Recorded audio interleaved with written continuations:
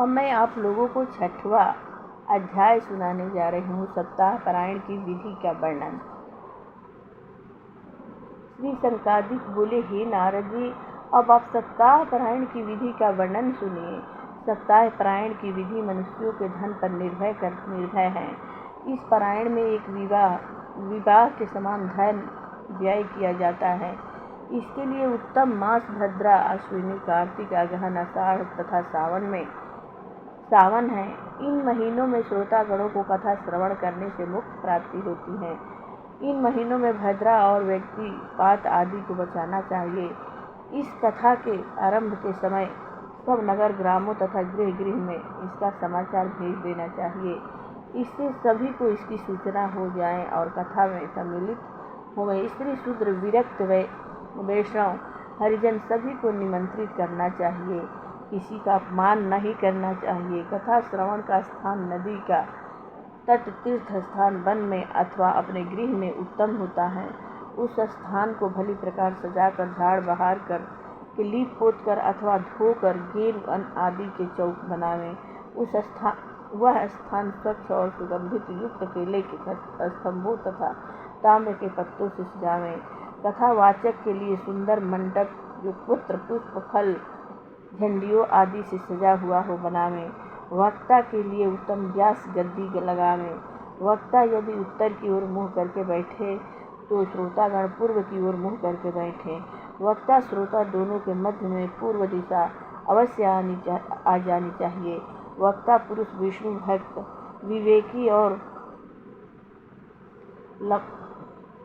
विवेकी और अच्छा देखकर समझाने वाला विद्वान ब्राह्मण होवे। लंपट, लोभी, नास्तिक ऐसे ब्राह्मण को वक्ता न ही बनाना चाहिए। वक्ता कथा आरंभ वाले दिन से प्रथम दिन छोड़ करा लें और फिर कथा के मध्य में न करवावें। श्रोतागण कथा आरंभ से 2 घड़ी पूर्व शौच, स्नान आदि नित्य क्रियाओं से एवं संध्या वंदन आदि से निवृत्त होकर कथा स्थान पर आ जावे। सर्वप्रथम कथा आरंभ होने से पहले श्री गणेश जी का पूजन होना चाहिए। तत्पश्चात पितरगणों का तर्पण, पूर्व पापों की शुद्धि के निर्मित होना चाहिए। फिर श्री कृष्णचंद्र की विधि से विधिवत पूजा होनी चाहिए। उनको नमस्कार, प्रदक्षिणा तथा कीर्तन होनी चाहिए। धूप, दीप, चंदन आदि से श्रीमद् भागवत की पूजा होनी चाहिए। नारियल का फल भी भेंट करना चाहिए। तत्पश्चात वक्ता का पूजन होना चाहिए। उसको सुंदर वस्त्र, आभूषण तथा माला से सुशोभित करना चाहिए। फिर नियम से कथा श्रवण का वचन लेकर वक्ता के सन्मुख बैठे तथा यथाशक्ति ब्राह्मणों को धन देकर 12 अक्षर का जप करावें। विद्वान वक्ता सूर्योदय से कथा आरंभ करे और 3:30 पहर तक मध्य स्वर से भली प्रकार समझाकर कथा कहे। मध्याह्न में 2 घड़ी कथा विश्राम रखें। कथा के मध्य में मल मूत्र आदि के लिए न जावें। अल्पाहार करें। एक ही समय सूक्ष्म भोजन करें। निराहार रहें तो अति उत्तम है। फलाहार अथवा घी दूध पीकर रह सकता है। उपवास की अपेक्षा स्वल्प आहार करके रहना अति उत्तम है। शंकादिक बोले, हे नारद जी, जिस पुरुष ने विष्णु मंत्र की दीक्षा नहीं ली है या जो नास्तिक है वह कथा सुनने का अधिकारी नहीं है। श्रोताओं ब्रह्मचर्य से रहकर भूमि पर शयन करना चाहिए। पत्तल पर भोजन करें। दाल, मध, तेल, गरिष्ठ अन्न तथा बासी अन्न, काम, क्रोध, मद, मान, मत्सर, लोभ, दंभ, मोह आदि सबको छोड़ दें। निर्धन, रोगी, भाग्यहीन, पापीहीन तथा सन्यासी इस कथा को अवश्य श्रवण करें। विधवा स्त्री को पुत्र प्राप्त होता है। इस प्रकार कथा समाप्त होने पर उसका उद्यापन करना चाहिए।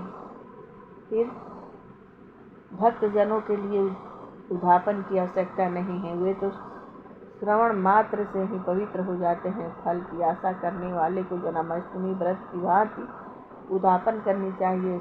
सप्ताह पारायण समाप्त होने पर श्रोतागणों को वक्ता की भली भांति पूजा करनी चाहिए। मृदंग, झांझ आदि से हरि कीर्तन करनी चाहिए। दरिद्र याचकों तथा ब्राह्मणों को धन, अन्न, वस्त्र आदि देना चाहिए। दूसरे दिन विरक्त श्रोताओं की गीता पाठ करना चाहिए और गृहस्थ श्रोतागणों को दशम स्कंद के श्लोकों से विधि पूर्वक खीर, मधु, घृत, तिल,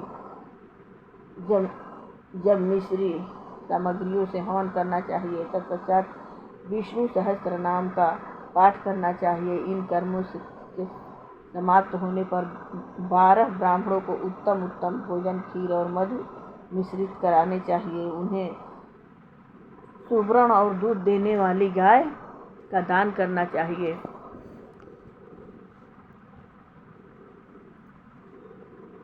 यदि वह विशेष धनवान है तो सोने का सिंहासन बनाकर उस पर श्रीमद् भागवत ग्रंथ रखकर वक्ता को देवें। इस प्रकार पारायण सप्ताह होने पर श्रोता को इच्छित फल प्राप्त होता है तथा अर्थ, धर्म, काम, मोक्ष ये चारों ही पदार्थ सहज में प्राप्त हो जाते हैं। तुलसी बोले, सौनक जी, श्री शौनक आदि ने इस प्रकार सप्ताह पारायण की विधि समझाकर 1 सप्ताह तक भगवत कथा सुनाई। इसके पश्चात सबका मनोरथ पूर्ण करने वाली कथा को विधिवत समाप्त किया। इस कथा को सुनकर नारद जी सभी ऋषि गणों को अलौकिक आनंद प्राप्त हुआ। सूत जी बोले, हे शौनक आदि, जब यह कथा हो रही थी उसी समय योगेश्वर श्री सुखदेव जी पधारे। सुखदेव जी की आयु तो सहस्त्रों वर्षों की है, किंतु वे 16 वर्ष के ही प्रतीत होते हैं। वे ठीक कथा समाप्ति के दिन ही पधारे। उस समय भी वे मन ही मन श्रीमद् भागवत का पाठ कर रहे थे। सुखदेव जी को देखकर सभी श्रोतागण खड़े हो गए और उनको आदर सहित उच्च आसन पर बैठाया। श्री नारद जी ने उनकी विधिवत पूजा की। जब सुखदेव जी बैठ गए तब उन्होंने इस प्रकार कहा, हे श्रोतागणों, यह श्रीमद् भागवत वेद, वेदांत एवं पुराणों का सार रूप कल्प वृक्ष का परिपक्व फल है। सुखदेव रूपी तोते के मुखारविंद से निकलने के कारण यह अति आनंद देने वाले अमृत से सिंची हुई है। इस फल में छिलका, गुठली आदि कुछ भी नहीं है, केवल इसमें रस है। सभी प्राणियों को निरंतर इस दिव्य रस का पान करते रहना चाहिए। इसके द्वारा परम ब्रह्मा भगवान श्री कृष्ण की प्राप्ति शीघ्र हो जाती है। तुलसी बोले, हे शौनक आदि ऋषि, हे शौनक जी, श्री सुखदेव जी इस प्रकार अपना वचन कह ही रहे थे कि सभा मध्य में अपने पार्षद प्रहलाद, बलि, उद्धव और अर्जुन सहित भगवान श्री कृष्ण जी स्वयं प्रकट हुए।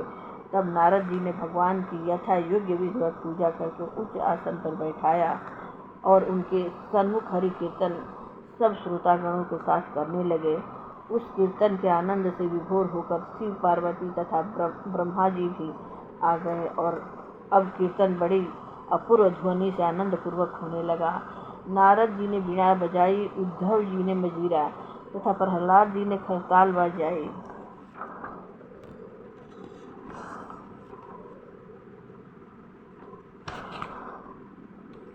अर्जुन ने राग दिलाते, इंद्र ने मृदंग बजाया, संकादिक मुनीश्वरों ने जय घोष की तथा सुखदेव जी ने सबको कीर्तन के भाव बताए। इन सब के मध्य में भक्ति, ज्ञान और वैराग्य परम तेजस्वी होकर नृत्य करने लगे। इस प्रकार कथा तथा कीर्तन से प्रसन्न होकर भगवान ने अपने भक्त जनों से कहा, तुम लोग वर मांगो। तब सब भक्त जनों ने मिलकर यही कहा, हे भगवान, केवल हमारी यही इच्छा है कि जहाँ कहीं भी सप्ताह पारायण हो वहाँ पर आप अवश्य पधारे। भगवान कृष्णचंद्र तथास्तु कहकर पार्षदों सहित अंतर्ध्यान हो गए। तत्पश्चात सब ऋषिगण अपने अपने स्वधामों को चले गए। श्री सूत जी बोले, भगवान कृष्ण के स्वधाम गमन के पश्चात कलियुग में 30 वर्ष व्यतीत होने पर भाद्रपद शुक्ला नवमी को श्री सुखदेव जी ने राजा परीक्षित को यह कथा सुनाई थी। उसके पश्चात कलियुग में 100 वर्ष व्यतीत हो जाने पर आषाढ़ शुक्ला नवमी को गोकर्ण ने धुंधकारी प्रेत को यह श्रीमद् भागवत कथा सुनाई थी। तत्पश्चात कलियुग के 30 वर्ष और व्यतीत होने पर कार्तिक शुक्ला नवमी से संकादिक ने श्रीमद् भागवत की कथा नारद जी से कही थी। प्रेम से बोलिए मंगलमय भगवान की।